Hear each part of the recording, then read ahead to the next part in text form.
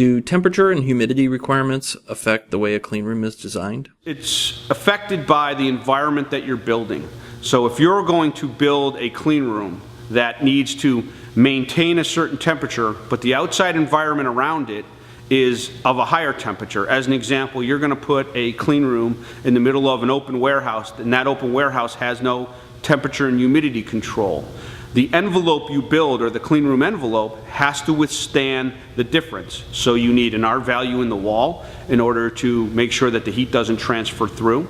And you also need a structure that will stop moisture from transferring.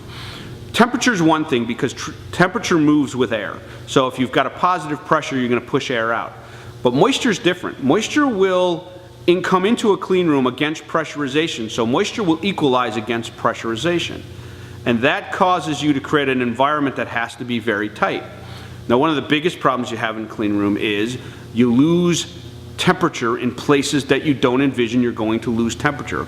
A perfect example is through what they call the plenum cap, or the top of the clean room.